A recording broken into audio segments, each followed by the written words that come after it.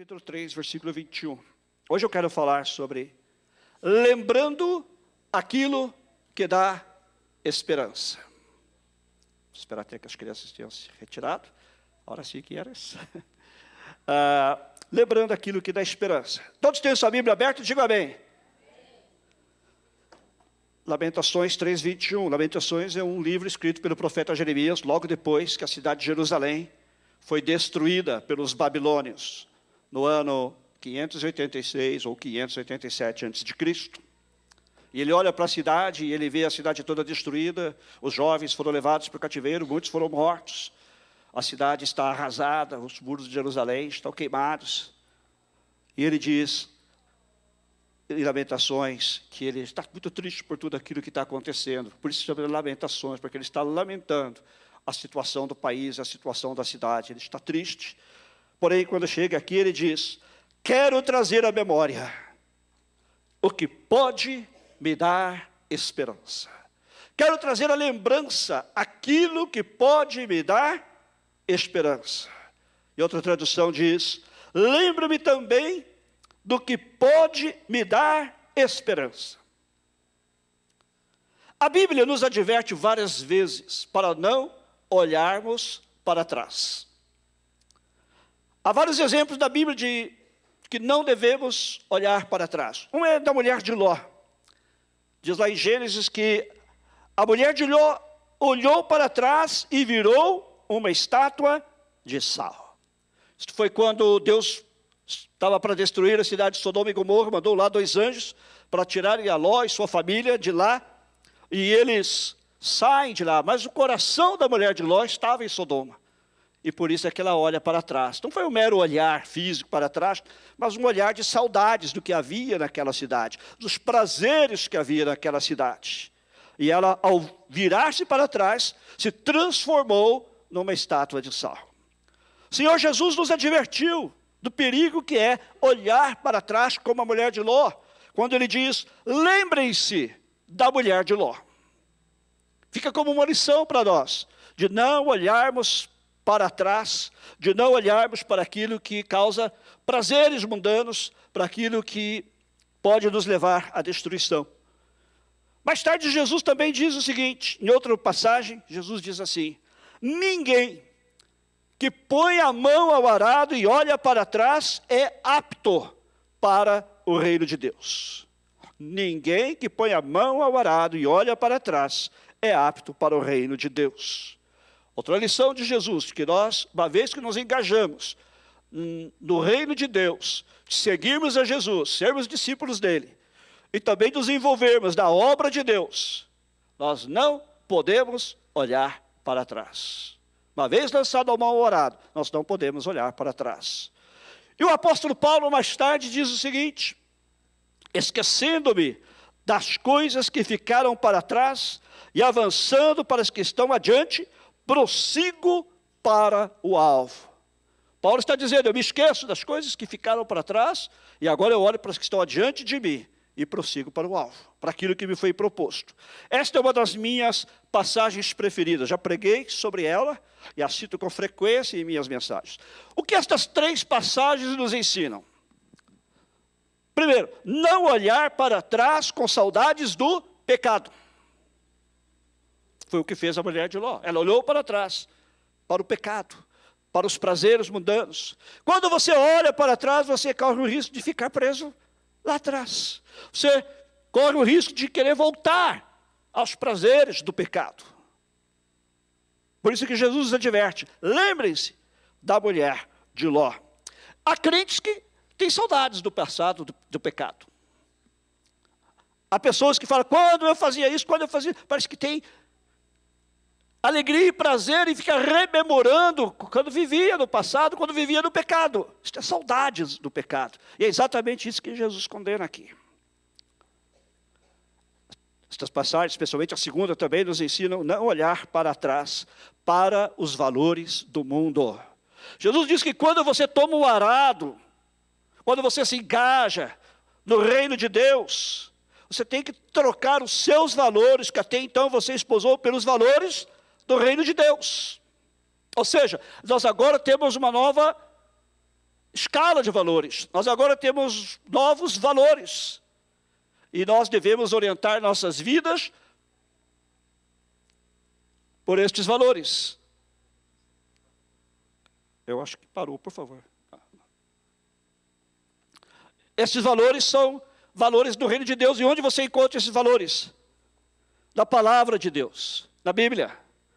Nós, os cristãos, devemos nos orientar pela Bíblia. Há muitos cristãos que se orientam pela política. Há outros que se orientam pelos valores que vêm no Facebook, na mídia social. Mas nós, cristãos, não somos chamados para viver dessa maneira. Nós somos chamados para nos orientar pelos valores da Bíblia. E a Bíblia propõe uma contracultura. Às vezes as pessoas nos chamam de fanáticos. Há pessoas que realmente são fanáticos, mas a maioria de nós não somos fanáticos, porém somos identificados como tais por recusarmos a cultura deste mundo e seguirmos a cultura que nos é colocada por Jesus, que, como eu disse, é uma contracultura quando comparado aos valores deste mundo. No mundo você vai se esforçar para ganhar sempre, mas Jesus diz: quem não perder não pode ganhar comigo. Se alguém quer vir após mim, tem que negar-se a si mesmo. Isso é totalmente contra a cultura que o mundo nos ensina. Se alguém quer vir após mim, negue-se a si mesmo. Tome a sua cruz e me siga. Total contra a cultura. Então Jesus está dizendo aqui que nós não devemos olhar para trás para os valores do mundo. E o apóstolo Paulo, quando você olha o contexto que ele está falando, em Filipenses capítulo 3, quando ele diz: esquecendo-me das coisas que ficaram para trás e olhando para o que estão diante de mim, avanço para o alvo. Ele não olhar para trás aqui significa duas coisas. Primeiro, para aquilo que considerávamos importante, status. O apóstolo Paulo era um homem de status. Era um homem de uma cultura privilegiada, falava vários idiomas, havia estudado com um dos melhores mestres da sua época, podia se gabar de muitas coisas, como de fato ele fala ali naquele capítulo. Ele tinha um privilégio de ser um cidadão romano, que era coisa muito restrita naqueles dias. Embora todos vivessem do Império Romano, dos que estavam sendo abarcados pelo cristianismo, nem todos eram cidadãos. Quando você mora no Brasil, você não entende esse conceito, mas quando você mora nos Estados Unidos, você entende. Nem todo mundo que mora aqui é cidadão. E assim era no Império Romano. Nem todos tinham. E ele diz: eu me gabava disso. Eu me gloriava disso. Do meu status. Não olhar para trás aqui também significa que não olhar para as realizações que nos levavam a gloriar. Ele diz: olha, eu fui um fariseu de fariseus. Eu estudei aos pés deste mestre. Eu fiz isto, eu fiz aquilo. Mas todas estas coisas eu agora as considero como esterco por causa de Jesus Cristo. E a excelência do conhecimento de Cristo é o que realmente importa para mim neste momento. Ou seja, ele trocou os valores. Aquilo que para ele era importante, que fazia gloriar-se, gabar-se, agora já não tem mais nenhuma importância. Mas não olhar para trás aqui também, ou não olhar para trás, é não olhar para os erros e frustrações do passado. Há muitas pessoas que olham para os seus erros e frustrações e ficam presos neles. Ficam presos neles. Quantas pessoas se lamentando o tempo todo: se eu tivesse feito isso, se eu tivesse feito aquilo, poderia ter sido diferente, poderia, mas não foi. E não há nada, absolutamente nada, que você possa fazer sobre o seu passado.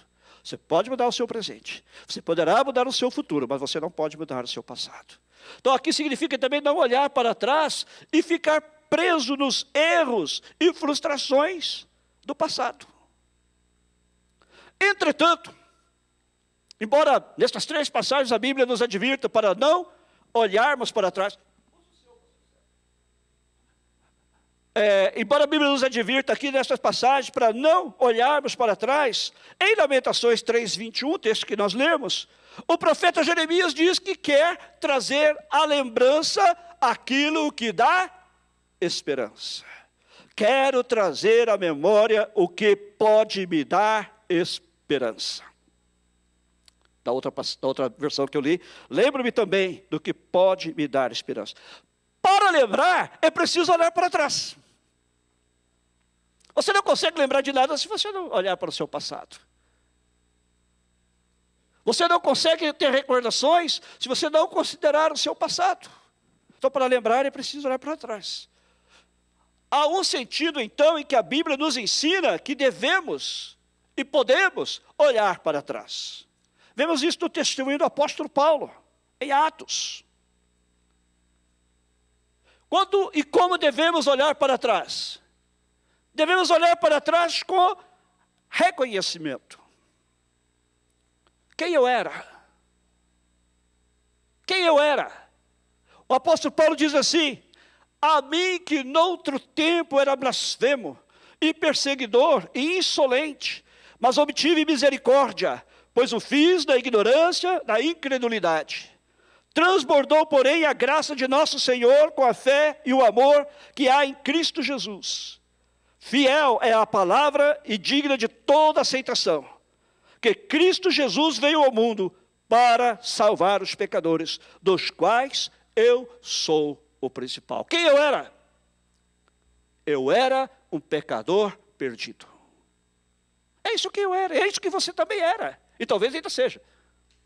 Se você ainda não recebeu Jesus Cristo como seu Senhor, como seu Salvador. É isso que eu era. E Paulo diz, ele vai mais além. Ele diz assim, olha, Jesus Cristo veio ao mundo para salvar os pecadores, dos quais eu sou o principal. Não é que Paulo fosse mais pecador que você ou mais pecador que eu. É que da perspectiva de quem Deus é e da justiça de Deus, ele se via como o mais miserável dos pecadores. Quando eu olho para quem eu era, eu posso também me identificar com isso e dizer, eu era o maior pecador. Eu era o principal pecador.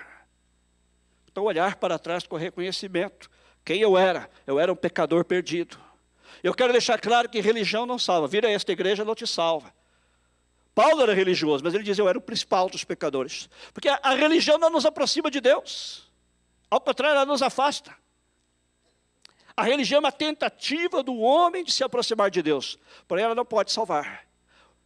O único que salva é Jesus Cristo. Paulo deixa isso claro quando ele diz, Cristo Jesus veio ao mundo para salvar os pecadores. O único que nos pode salvar é Cristo. Ele morreu para que nós tivéssemos vida. Ele padeceu da cruz a morte que era destinada a você e a mim, para que nós pudéssemos viver. Ele morreu, ele se sacrificou para que nós pudéssemos ter vida eterna. A única maneira de você ser salvo é você confessar a Jesus Cristo como seu único Senhor e Salvador. Ir à igreja não te faz mais um salvo do que dormir numa garagem, te transforma num carro. Você pode dormir o ano inteiro na garagem, você nunca vai ser um carro. Ir à igreja também não transforma você num salvo. É somente Jesus Cristo quem pode te salvar. Está claro? Mas também eu posso olhar para o passado e lembrar de quem eu era e quem eu sou.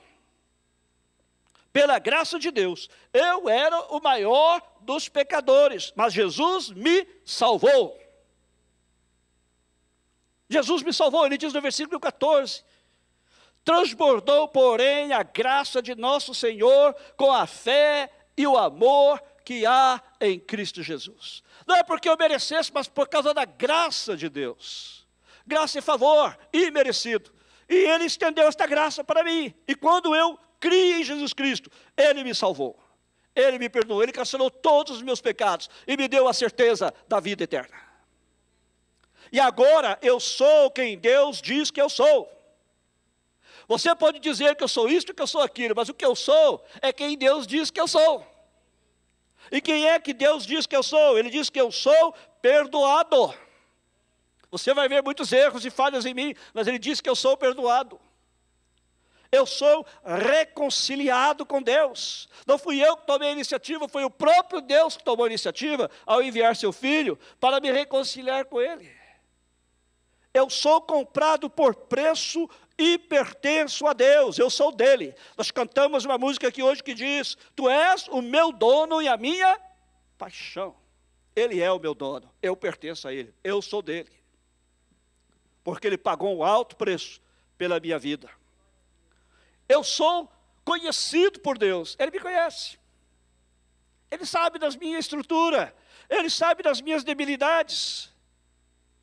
Ele conhece cada detalhe do meu ser, Ele conhece as minhas angústias, Ele conhece as minhas necessidades, as minhas tribulações. Nós hoje também cantamos sobre isso. Há momentos que passamos por lutas, o mar parece nos submergir, mas a sua mão nos traz à superfície para que possamos respirar. Eu sou conhecido por Deus. Eu sou escolhido. Ele me escolheu. Não fui eu que escolhi, foi Ele que me escolheu. Jesus disse, eu escolhi vocês. Não foram vocês que me escolheram, mas eu escolhi vocês para que vocês vão e deem fruto. E o seu fruto permaneça. Ele me escolheu. Não é porque eu seja melhor que alguém, não é porque eu seja diferente de alguém, mas porque Ele me amou. E eu sou escolhido. Eu sou justificado diante de Deus. Sou pecador, é verdade, continuo sendo pecador. Mas eu sou justificado diante de Deus por causa do sangue de Jesus Cristo, meu Salvador. Aleluia. A Bíblia diz que o sangue de Jesus Cristo, seu Filho, nos purifica de todo pecado. Eu sou aceito. Uma das maiores tragédias dos nossos dias é ver quantas pessoas estão sofrendo de depressão. Há vários motivos, mas um dos motivos porque as pessoas sentem depressão tão forte, e isso está alastrando tão grande em nossos dias, é porque as pessoas não se sentem enquadradas, elas não se sentem aceitas, elas não se sentem parte. Elas não se sentem aceitas por Deus, tampouco, mas a Bíblia diz que eu sou aceito nele, e sou aceito por Ele. Ele me aceita. Você pode não gostar de mim, mas Ele me ama. E Ele me aceita. Eu sou aceito. E eu sou salvo. E você pode questionar, como você pode afirmar que você é salvo, se você mesmo diz que é um pecador? Eu sou salvo porque Jesus Cristo disse que eu sou salvo.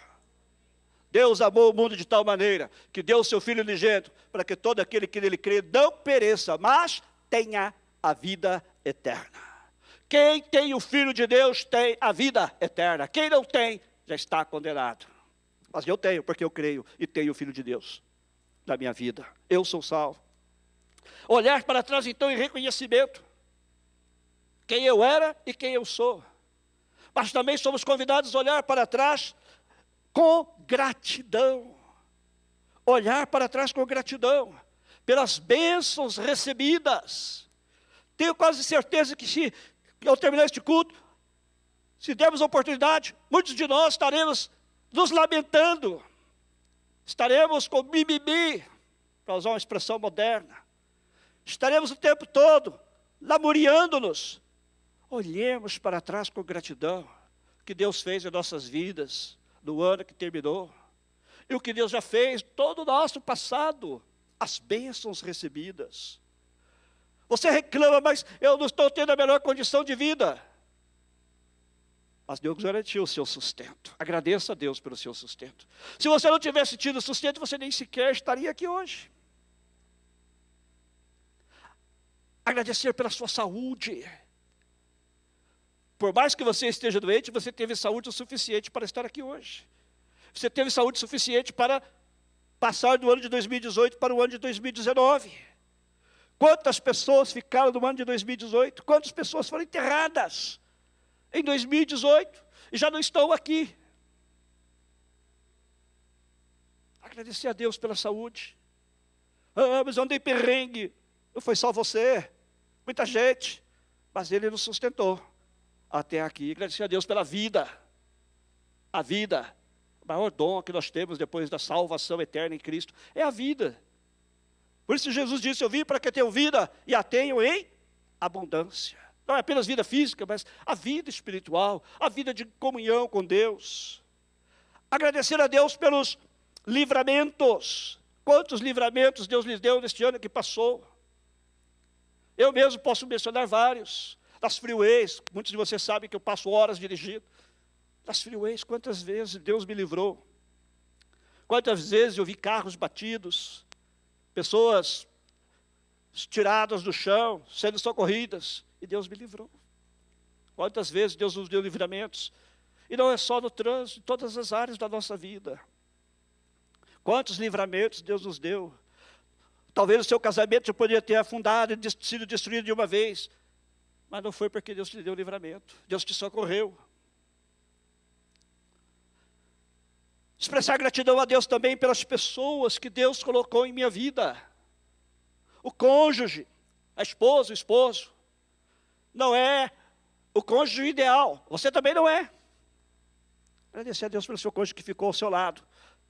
Tanto nas buenas como nas malas, como se diz em espanhol. Hein? Tanto nas horas boas como nas horas ruins. Agradecer a Deus pelos filhos, gratidão pelos filhos, que nossos filhos conseguiram vencer mais um ano. Na escola, com saúde. Muitos deles estão servindo a Deus. Agradecer a Deus pelos nossos filhos. Quantas lições preciosas nós aprendemos através dos nossos filhos. Ensinamos, mas também aprendemos muito. Agradecer a Deus pelos nossos pais. Alguns de nós, como eu, perderam um pai ou uma mãe neste ano de 2018. Mas agradecer a Deus pelo legado que os nossos pais nos deixaram. Agradecer a Deus pelo cuidado que eles tiveram conosco. E o cuidado de Deus através dos nossos pais conosco. Eu não tive o melhor pai e a melhor mãe do mundo. Ninguém que está aqui teve o melhor pai e a melhor mãe. O melhor pai é Deus. Eu me arrisco a dizer, sem querer ser teologicamente contraditório, tá? Cuidar, problema, Deus é a melhor mãe. Porque ele diz assim, ainda que a tua mãe, que te amamentou, te deixe, eu nunca te deixarei. Uau! Aleluia! E o salmista reconhece isso quando ele diz, ainda que meu pai e minha mãe me abandonem, todavia o Senhor me sustentará. Aleluia!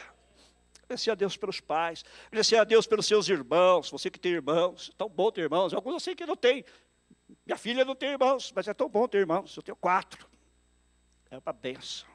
Eu agradeço a Deus pela vida dos meus irmãos, pelas coisas boas que eu aprendi com eles, pelas surras que eu levei do meu segundo irmão, se ele tivesse tido ele sabe, pelas coisas que eu aprendi, do crescimento. É ali que a gente aprende a se socializar, primeiramente, não é na escola, é com os nossos irmãos. Agradecer a Deus pelos irmãos da fé, agradecer por aqueles irmãos que nos admoestam de vez em quando, que nos exortam. Irmãos que Deus usa na nossa vida para nos abençoar na hora da necessidade, seja ela física, seja ela financeira, seja ela espiritual, mental, emocional, de qualquer natureza. Agradecer a Deus pelo nosso chefe, pelo nosso patrão. Você diz, agora não, pastor. Aí já, qual foi a última vez que você agradeceu a Deus pelo seu chefe? Pelo seu patrão? Por que não? Ele foi instrumento de Deus para você ter o seu trabalho. Foi ele. E é ele que Deus tem usado para prover o seu salário. Quem te sustenta é Deus, mas ele usa meios humanos. Um anjo não vem trazer a comida à sua porta todo dia. O anjo poderá fazer isso em situações extraordinárias.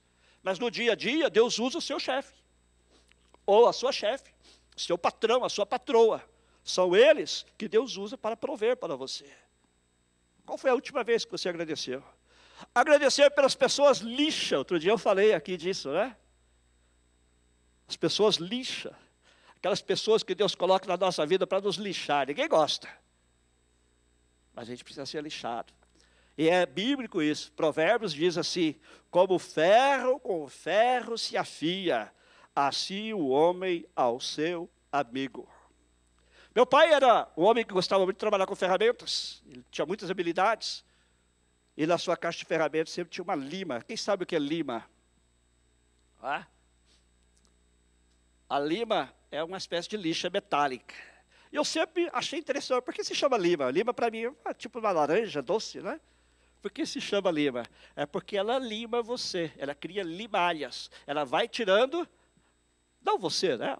A madeira ou o que seja, o mesmo ferro. Ela vai tirando as limalhas, os excessos. Né? E Deus usa pessoas lima, pessoas lixa nas nossas vidas também para nos lixar, para nos limpar, para nos melhorar. Agradeça a Deus pelas pessoas lixas. É aquele irmão que de vez em quando vem e fala para você que você está em pecado. Não é porque ele está te acusando, porque ele quer seu bem. Aquele irmão que vê que você está fraco, ele vai te dar uma palavra de ânimo, você fala, que eu mesmo queria ouvir nesse momento. Mas ele faz isso porque ele foi colocado por Deus ali para te ajudar. Ele foi colocado para te edificar, mas ele foi colocado para te divertir também. É aquela irmã que é usada por Deus para te admoestar. Pessoas lixas. E a Bíblia diz exatamente isso, que assim como o ferro, com o ferro se afia, assim também o homem afia ao seu amigo. Olhar para o passado com gratidão. Mas também olhar para o passado como lição. Para aprender. Tudo que você aprendeu foi no passado. Tudo que você aprendeu está no passado. Você diz assim, não, mas eu estou aprendendo. Você não aprendeu ainda se você está aprendendo. A hora que você aprender, estará no passado o que você aprendeu. Tudo que nós aprendemos foi no passado. Não é? Alguém disse que para o cristão, tudo ou é bênção ou é lição. Na verdade, toda lição é uma bênção. Não é ou uma ou outra. Toda lição também é uma bênção. Olhar para o passado para aprender a lição, para não repetir os erros. Não vamos ficar presos aos erros, mas podemos aprender a não repeti-los. Podemos aprender a não incorrer nos mesmos erros. Olhar para o passado para aprender. Esta foi uma das grandes tragédias do povo de Israel. Quando você lê o Salmo 105 e Salmo 106, você vê isto. Deus foi tão bom para com eles. Deus lhes ensinou tantas lições, mas eles viviam esquecendo as lições, lá estavam eles em apuros de novo. Aprenda as lições. Aprenda as lições e seu ano de 2019 será bem melhor. Aprenda as lições do seu passado. Não repita os mesmos erros. Alguém disse que o grande erro, a grande lição que nós aprendemos da história, é que nós não aprendemos com a história. E é verdade. Muitas vezes repetimos os mesmos erros porque não aprendemos com a nossa própria história. Olhar então para o passado como lição, para não repetir os erros. E também olhar para trás como um referencial para o futuro. Numa certa ocasião, o povo de Israel estava em guerra contra os filisteus. Os filisteus tinham levado a arca de Israel. Aquela arca representava a presença de Deus. E porque levar aquela arca representava a blasfêmia contra Deus, Deus lhes enviou alguns castigos. E os filisteus devolveram a arca. Quando eles devolveram a arca, eles colocaram na casa de uma família. E Samuel, o profeta, foi avisado. E ele foi até o local. E ele deu graças a Deus. E ele disse assim, até aqui nos ajudou o Senhor. Está em 1 Samuel 7,12. Tomou então Samuel uma pedra, e a pôs entre Mispá e Sem, e lhe chamou Ebenezer, e disse, até aqui nos ajudou o Senhor. Ele tomou aquela pedra, e lhe deu um nome. Você não dá nome ao seu cachorro? Ele também deu nome àquela pedra. E o nome da pedra era Ebenezer. Ebenezer significa pedra de ajuda. Aquela pedra era um referencial para o futuro, para o que Deus iria fazer. Que toda vez que o povo estivesse passando por alguma dificuldade, enfrentando os inimigos, ou qualquer que fosse a situação, eles podiam olhar para aquela pedra, ainda que não estivessem fisicamente presentes, mas podiam se lembrar da pedra, Ebenezer, pedra de ajuda. Até aqui nos ajudou o Senhor. Se Ele é o Senhor que nos ajudou até aqui, significa que Ele é o Deus que nos ajudou no passado, mas também é o Deus que nos ajudará no futuro. O mesmo Deus que nos ajudou no passado, nos ajudará no futuro. Ebenezer, até aqui nos ajudou o Senhor. Não tema o futuro. Não tenha medo do futuro. Oh, o que será que este ano reserva? Não tema. Não tema o futuro. Deus já está lá. Quando você chegar no futuro, você vai descobrir que Deus já está lá esperando por você, para te abençoar. Até aqui nos ajudou o Senhor a olhar para o passado como referencial para o futuro. Corrie ten Boom, que até citei em uma das minhas mensagens, o ano passado, final do ano, ela disse, nunca tenha medo de confiar um futuro desconhecido a um Deus conhecido.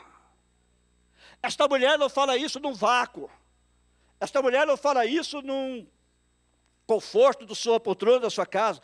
Esta mulher, por ter ajudado os judeus durante a Segunda Guerra Mundial, foi internada no campo de concentração nazista.